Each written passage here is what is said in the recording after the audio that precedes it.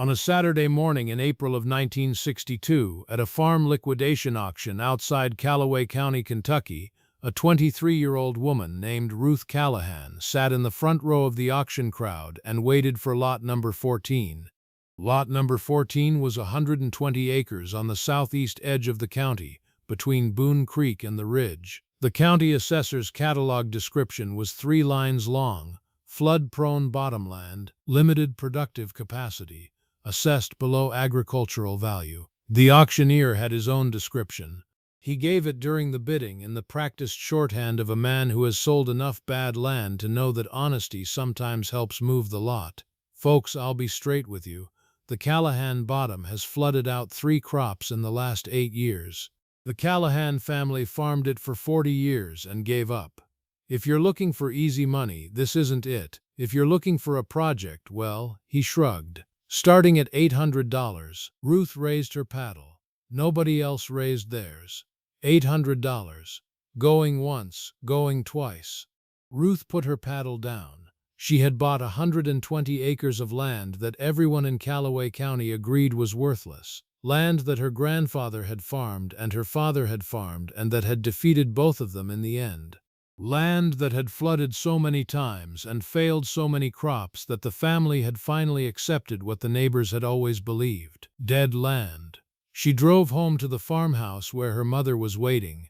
Dorothy Callahan was 54 years old, widowed 2 years earlier when Ruth's father James had died of a heart attack in the equipment shed. Dorothy had been expecting Ruth to come home from the auction empty-handed, the way sensible people came home from bad propositions.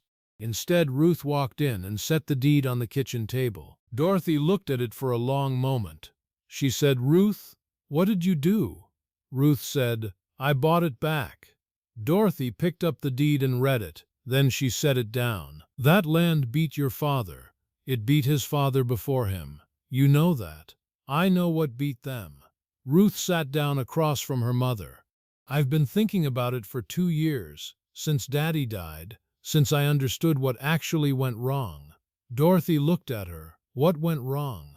Ruth said, "Water went wrong. That's all. Just water." Let me tell you about Ruth Callahan before we go any further, because the decision she made at that auction makes no sense without understanding what she had learned in the 2 years between her father's death and the morning she raised her paddle. Ruth was born in 1939, the only child of James and Dorothy Callahan.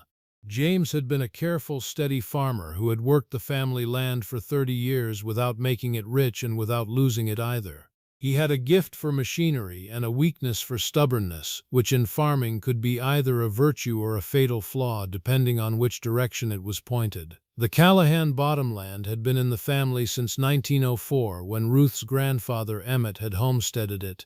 The land had good years and terrible years, the ratio depending almost entirely on whether the spring rains were heavy enough to flood Boone Creek over its banks. When the creek stayed down, the bottomland produced. When it rose, it drowned everything in the low sections and left the remaining ground too waterlogged to plant on time. James had tried 3 approaches over 30 years. He had tried to drain the low sections with open ditches. The ditches silted within 2 seasons and had to be cleaned constantly. He had tried planting flood-tolerant varieties that could withstand short inundation. They could withstand short inundation, but not the 3- and 4-week floods that the bad years brought. He had tried simply avoiding the low sections and farming only the higher ground. That left 40 acres unplanted in most years and turned the bottomland from a marginal operation into an impossible one. He died in March of 1960, 2 weeks before planting season, in the equipment shed where he had been rebuilding the carburetor on the old Oliver tractor. The coroner said his heart had been failing for years. Dorothy said his land had been failing him for years and that the 2 things were connected in ways that medicine couldn't measure. Ruth had been 21 when her father died. She had grown up working the farm, had driven the tractor from the age of 14, had helped with every aspect of the operation in the 5-way that farm daughters helped when there were no sons to do it. But she had also done something her father had not done. She had studied, not at a university. Ruth had not gone to college. After high school, she had taken correspondence courses from the University of Kentucky's Agricultural Extension Program, the same program that her father had dismissed as book learning with no practical application.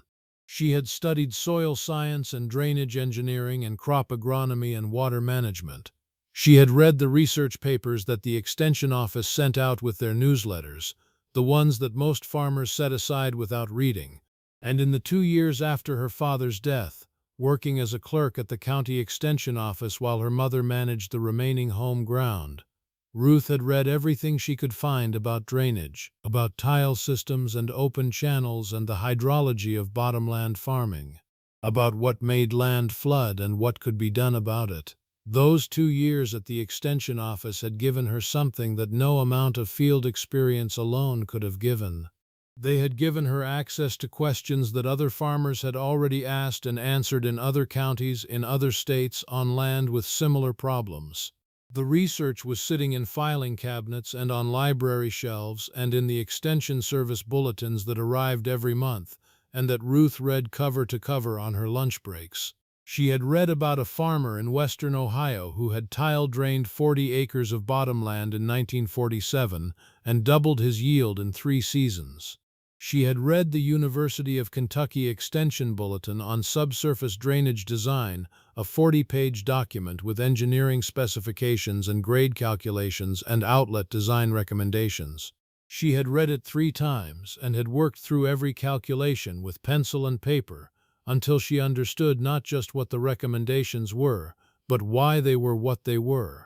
The extension agent whose office she worked in, a man named Samuel Perkins, had noticed her reading habits and had started leaving additional materials on her desk. Technical journals, research summaries from the State Agricultural University, papers on drainage hydrology that were written for engineers rather than farmers, but that Ruth worked through anyway, looking up unfamiliar terms in the reference books that Samuel kept on a shelf behind his desk. Samuel had reviewed her drainage plan in August of 1962, 2 months before the auction. He had spent 45 minutes going through it with her at his desk, checking her grade calculations and her tile sizing and her outlet design. When he finished, he said, "This is correct. Every calculation I checked is right." Ruth had said, "Will it work?" Samuel had said, "If the installation matches the design, yes. The design is sound." Ruth had said, "The installation will match the design." Samuel had looked at her for a moment. Then he said, "I believe you." By the spring of 1962, she understood something that her father and grandfather had never understood. Not because they were less intelligent, because they had never asked the right question. They had asked, "How do we farm land that floods?" Ruth had asked, "How do we stop the land from flooding?" The answers were entirely different. Dorothy was not convinced. This needs to be said clearly because Ruth Callahan was not a foolish woman and her skepticism was not unreasonable. She had watched her father-in-law fight that land for 20 years. She had watched her husband fight it for 30. She had helped plant crops that the creek swallowed. She had counted the losses in the lean years and measured the damage in the bad ones. She knew what the neighbors knew and what the county assessor knew and what every farmer who had ever looked at that bottom land knew. Dead land. She said to Ruth that evening after supper, 2 years of studying at the extension office does not undo 40 years of failure. Ruth said, 40 years of failure using the same approach doesn't mean the problem is unsolvable. It means the approach was wrong. Dorothy said, "Your father tried 3 different approaches." Ruth said he tried 3 variations of the same approach. He tried to manage the flooding. I'm going to eliminate it. How? Tile drainage. Subsurface tile laid in grids across the low sections, connected to a main line that outlets into Boone Creek below the floodplain elevation. Ruth spread a hand-drawn map across the table, a map she had been working on for 8 months, based on soil surveys and topographic maps from the county surveyor's office and her own measurements taken on weekends after her extension office shifts. The water that floods those 40 acres comes from 2 sources: spring rainfall that has nowhere to drain, and Boone Creek backwater during high water events. The tile system handles the rainfall drainage, The outlet elevation handles the backwater. If I install a backwater gate at the outlet, the creek can't push back up into the system when it floods." Dorothy studied the map. "This sounds expensive." "It is," Ruth said it plainly. "But the auction price was $800 because nobody else wanted it. I have $1,200 in savings. If I spend $800 on the land and spend the winter installing tile myself, I can have the first 40 acres drained before spring planting." "Yourself?" Dorothy looked at her daughter. "You're going to install drainage tile yourself?" "Daddy taught me to use the equipment." Ruth met her mother's eyes. "He taught me everything he knew about running this farm. He just didn't know about drainage." "I do." Dorothy was quiet for a long moment. Then she said, "When it doesn't work, what then?" Ruth said, "It will work. The engineering is sound. I've had the county extension agent review the plan. He says it's correct." Dorothy looked at the map again, at the neat lines of Ruth's planned tile runs, the elevation grades penciled in beside each one, the outlet location marked with a small X beside Boone Creek. She said, "Your father would have done this if he'd known how." Ruth said, "I know. That's why I'm doing it. Let me tell you about the first winter." Because the first winter was when Ruth found out what the plan actually cost. She started in November of 1962, after the first frost had hardened the soil enough to work but before the ground froze solid. She had a 1948 Oliver 88 that had belonged to her father, an old ditching attachment she had modified herself using parts sourced from a farm equipment salvage in Paducah, and 1,200 feet of perforated clay tile she had ordered from a manufacturer in Louisville. She also had a plan. The plan said she needed to dig trenches 3 feet deep across 40 acres, graded to a fall of 1 inch per 100 feet, connecting to a 6-inch main line that would run along the low edge of the field to the outlet at Boone Creek. 1,400 feet of tile in the first section alone. She was alone. Dorothy could not do heavy work. There were no brothers, no hired men, no neighbors offering help. Ruth had priced out the cost of hiring a drainage contractor and found that even the cheapest quote was 4 times what she had available. So she did it herself. She started at 6 in the morning and stopped when she could no longer see. She ate lunch in the tractor cab. She learned what it meant to work clay soil in November, which was that clay in November was not the same as clay in summer. It came out of the trenches in heavy slabs that stuck to everything and weighed more than anything that heavy had a right to weigh. Her hands blistered and then calloused. Her back ached through every evening and into every night and into the next morning when she got up and went back. There were evenings when she came in at dark and could not straighten her back for the first 10 minutes after she stopped moving. Dorothy would have supper ready, and Ruth would sit at the kitchen table and eat without speaking, too tired for conversation, too committed to the work to think about stopping. Dorothy never told her to stop. She had made her peace with the decision in the week after the auction, had turned it over from every angle she could reach, and had arrived at the conclusion that Ruth was going to do this whether Dorothy supported it or not, and that the choice in front of her was not whether the work would happen but whether it would happen with her mother's support or without it. She chose support. She made the suppers and kept the lamp on and did not say what she was thinking on the evenings when the weather was bad and Ruth came in soaked through and she wanted to say, "This is too much for one person." She didn't say it because she knew it was true and also knew it was not a reason Ruth would stop. One evening in late December, Dorothy drove out to the field in the truck with a thermos of coffee. Ruth was in a trench, laying tile by the beam of a flashlight she had rigged to the tractor with wire. Dorothy sat in the truck and watched for 20 minutes. When Ruth came up from the trench to move the tractor forward, Dorothy handed her the coffee through the window. Ruth said, "You didn't have to drive out." Dorothy said, "I wanted to see."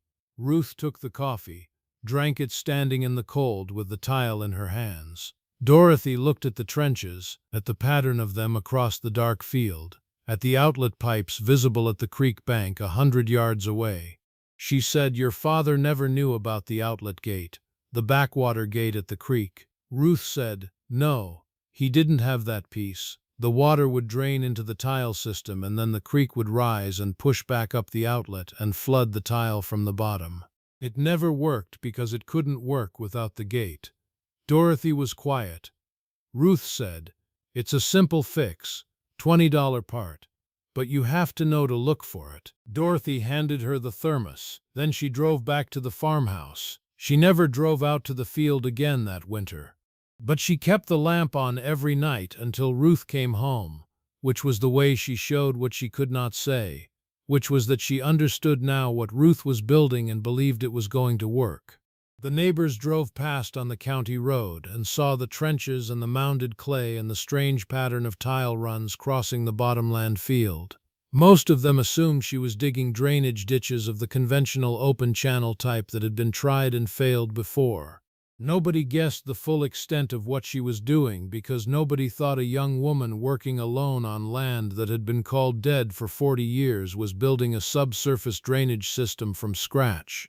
A man named Harold Greer, who farmed the adjacent 200 acres and had known the Callahan family for 20 years, stopped his truck at the fence one December afternoon. He called across to where Ruth was laying tile in a trench. "Ruth Callahan, what in the world are you doing down there?" "Subsurface drainage." Harold stepped out of his truck and walked to the fence. "You're putting in tile. 1,400 feet this winter. Another 1,600 in the spring." Harold looked at the layout of the system.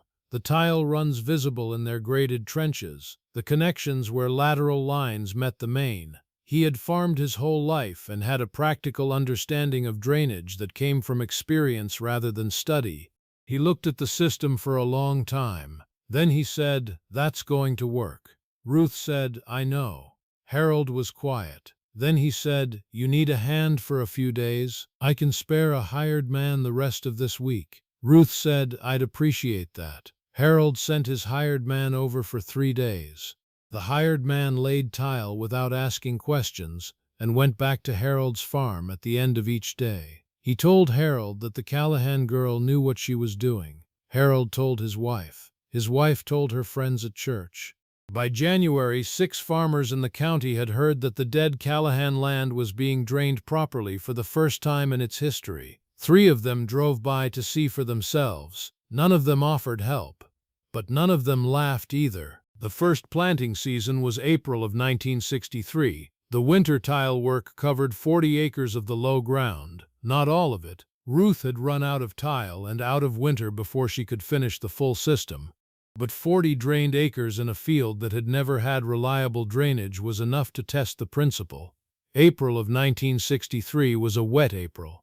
Not catastrophically wet, but wet enough that in previous years the low sections of the bottomland would have held standing water through the first week of May, pushing the planting window tight against the point where corn would no longer make a full season. This April, the standing water drained. Not immediately, not perfectly. The system was new, and the soils had not yet developed the structure that comes with years of proper drainage, but the water moved. Slowly, steadily through the tile and down the main line and out through the outlet at Boone Creek, the water that had always sat on the surface until it evaporated or until the sun baked it into the clay found its way underground and out. By the 15th of April, Ruth was planting corn on ground that had not been planted reliably in 8 years. Dorothy stood at the edge of the field and watched Oliver move through the soil. She had not expected to be watching this. She had prepared herself, quietly, for the more likely outcome, which was that the system would fail or be insufficient, or that the spring would be too wet even for a working tile system, and that the land would defeat her daughter the way it had defeated her husband and her husband's father. The land did not defeat her daughter. The corn came up in May across all 40 drained acres, uniform, even on schedule. Dorothy stood at the field edge and said nothing for a long time. Then she said, "Emmett would have wanted to see this." Ruth said, "Grandpa knew the land was good. He just didn't know how to fix what was wrong with it. Let me tell you about the harvest, because the harvest was where everything changed." Ruth brought in the corn in October of 1963. She did not have a combine. She used the 2-row corn picker her father had bought used in 1957 and had maintained carefully because carefully maintained used equipment was how the Callahans had always farmed. She picked by hand pull where the picker couldn't reach the field edges. When she took her grain to the elevator in Murray, the scale operator weighed her loads and did the calculation. He looked at her. He said, "Off which ground?" She said, "The Callahan Bottom, the 40 acres on the east side." He looked at the number again. Then he looked at her. "That land hasn't made a crop in 8 years. I made one this year." The yield came in at 104 bushels per acre. The county average that year was 71. The scale operator called the elevator manager. The elevator manager called the county extension agent. The extension agent drove out to the Callahan Bottom the following week and walked the drainage section with Ruth, looking at the tile outlets, examining the soil structure, and checking the drainage pattern. He said, "This is the most complete subsurface drainage system I have seen on private farmland in this county." Ruth said, "It needs another 1,600 feet to cover the rest of the low ground. I'll finish it this winter." He said, "Who designed this?" Ruth said, "I did." He looked at her. "How old are you?" 24. He was quiet for a moment. Then he said, "Miss Callahan, would you be willing to present this system at the County Farm Bureau meeting in November? I think there are farmers in this county who could benefit from understanding what you've done here." Ruth said she would present it. Let me tell you about the Farm Bureau meeting, because that meeting was when the county finally understood what had happened on the Callahan Bottom. 37 farmers came on a Tuesday evening in November. Ruth stood at the front of the room with her hand-drawn maps and her drainage plan and the yield numbers from the elevator scale ticket. She explained the system from the beginning, the hydrology of the bottomland, the 2 sources of flooding, the tile layout and the backwater gate, the installation process and what it had cost. When she finished, the room was quiet for a moment. Then Harold Greer, who had sent his hired man over for 3 days the previous December, said, "I've been farming for 30 years and I've never seen a drainage system installed correctly on bottomland in this county. I've seen open ditches that filled in and tile runs without proper grade and systems that worked for 2 years and then stopped working. What this woman has done is the first one I've seen designed right." An older farmer in the back said, "Her father tried to drain that land 3 times. Harold said, "Her father didn't know what she knew." That's not a criticism of her father, it's a fact about what she learned. The county extension agent said, "The tile system on the Callahan Bottom is performing within 5% of the engineering projections. I've reviewed the installation myself. The grade is correct, the connections are properly made, and the outlet gate is functioning as designed. This is professional quality work done by one person with used equipment and library research." The room was quiet again. A man named Bert Langley, who had farmed 200 acres adjacent to the Callahan place for 20 years, and who had told his wife at Robert Callahan's funeral that the dead land would stay dead now that Robert was gone, said, "How much did the materials cost?" Ruth said, "The tile was $420. The outlet gate was $65. The ditching attachment modification was $30. The total materials cost was $515. Bert looked at his neighbor. Then he looked back at Ruth. $515. To fix 40 acres of ground that hadn't been produced in 8 years. Ruth said, "And the labor?" Bert said, "How long did the labor take?" "1 winter." Ruth said it plainly. "Working from first light to last light 6 days a week." Bert was quiet. Harold said she bought the land for $800, added $500 in drainage materials, has $1,400 invested in 40 acres that just produced 104 bushels per acre. He looked at the room. "That's better than my best ground." Dorothy Callahan had not come to the Farm Bureau meeting. She was at home the evening of the meeting, and Ruth came back late and found her in the kitchen with the lamp on and a cup of tea that had gone cold. Dorothy looked up when Ruth came in. "Well?" she said. Ruth sat down. "They asked a lot of questions. 37 farmers. The extension agent said they might bring in people from the university to study the system." Dorothy looked at her. "And what did they say about the yield?" Ruth said Harold Greer said it was better than his best ground. Dorothy was quiet for a long moment. She looked at her hands on the kitchen table. She had the hands of a woman who had worked a farm for 30 years, and who had worried about a farm for longer than that. She said, "Your grandfather bought that land in 1904. 60 years of Callahans fighting it. 60 years of people telling us it was dead." Ruth said, "The land wasn't dead. The drainage was wrong." Dorothy picked up her cold tea and held it. She said, "Your father would have done this if he'd known." Ruth said, "I know." Dorothy said, "Why didn't anyone know?" Ruth thought about it. Because the right question is harder to ask than the wrong one. It's easier to say the land is bad than to ask what's wrong with it and whether it can be fixed. Daddy asked the first question. I asked the second. Dorothy set the tea down. She looked at her daughter, this 24-year-old woman who had spent a winter laying tile by herself in clay soil and had made dead land produce better than the best ground in the county. She said he would be so proud. Ruth said, "I know that too. Let me tell you about the years that followed. Because the first harvest was not the end of the story. It was the beginning of a different kind of story entirely." Ruth finished the drainage system in the winter of 1963 to 1964.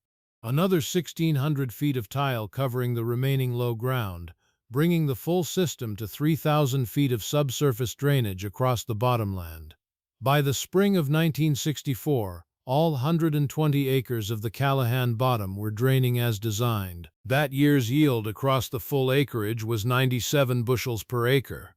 The county average was 74. The year after that, as the soil structure continued to improve with proper drainage, the yield was 108. The year after that, 112. By 1967, the Callahan Bottom was producing the highest corn yields of any farm in Callaway County. The land that the county assessor had described as below agricultural value was producing above anything the county had seen on comparable acreage. Farmers started coming to Ruth directly, not to the extension office, not to the university researchers who did eventually come to study the system, but to Ruth herself. They came with drainage problems on their own land and asked what she thought. She answered every question. She walked their fields with them and read the hydrology the way her grandfather would have read the weather, with the particular attention of someone who has learned to see what others have taught themselves not to see. She charged nothing for the advice. She charged something for the installation work. By 1966, Ruth had a second income stream, drainage contracting. She hired 2 men and took on jobs across the county and into the next county over, installing tile systems on farms that had been fighting water for years without understanding what they were fighting. Dorothy ran the farmhouse and managed the bookkeeping. She had a gift for numbers that had never been asked for in the years when James was alive, and that turned out to be exactly what Ruth's expanding operation needed. The 2 women built something together that neither could have built alone. By 1970, Ruth owned 120 acres of prime farmland that had cost her $800, a drainage contracting business with 3 employees and a waiting list, and a reputation in 2 counties as the woman who could read water. She married in 1971. A quiet man named Daniel Webb, who had grown up on a farm 1 county over and who had come to Ruth's contracting operation looking for work and had ended up staying for a different reason. He was a good worker and a better husband, the kind of man who understood that he had married someone who already knew what she was doing and did not need him to tell her. They had 3 children. Ruth farmed and contracted and taught until 1998, when her knees said enough. She handed the farm to her daughter Carol, who farms it today with Carol's own daughter, helping on weekends and the summers. The 3rd generation of Callahan women on land that the county had called dead. Let me tell you about what happened to the dead land assessment. In 1968, the county reassessed the Callahan Bottom. The assessor walked the fields and reviewed 5 years of yield records and looked at the drainage infrastructure and wrote his new assessment. He changed the designation from below agricultural value to prime bottomland, Class 1. The same 120 acres, the same clay soil, the same proximity to Boone Creek. The only thing that had changed was where the water went. Ruth framed the reassessment notice. It hung in the farmhouse kitchen for the rest of her life, Beside a photograph taken in the spring of 1963, Ruth standing at the edge of the field in rubber boots with a tile wrench in one hand and the drainage map in the other, a 24-year-old woman on land that everyone had given up on. Below the photograph, Dorothy had written in her careful bookkeeper's hand. She asked the right question. "Let me ask you something before we close. What question are you asking? Not about farming, about whatever problem has been in your life long enough to start feeling permanent. The situation that has defeated the people before you. The thing that everyone agrees is the way it is and cannot be changed. What question are you asking about it? Are you asking, how do I manage this? How do I work around it? How do I cope with what cannot be fixed? Or are you asking, what is actually wrong here? What is the specific, diagnosable, potentially fixable thing that is causing this problem?" Those are not the same question, and the people who ask the second one sometimes find answers that 60 years of the first question could not produce. Ruth Callahan asked the second question about 120 acres of dead land in Callaway County, Kentucky. The answer cost her $800 and a winter of hard labor and the particular stubbornness of a woman who had decided that the failure of the people before her was not proof that the problem was unsolvable. It was proof that they had not found the solution yet. She found it. The land her grandfather could not produce. The land her father fought for 30 years. The land the auction catalog described in 3 lines as flood-prone and below agricultural value. Her first harvest changed everything. Not because the harvest was miraculous, because the harvest proved something simple that 3 generations of her family had been unable to prove, that the land was never dead. It just needed someone to ask why.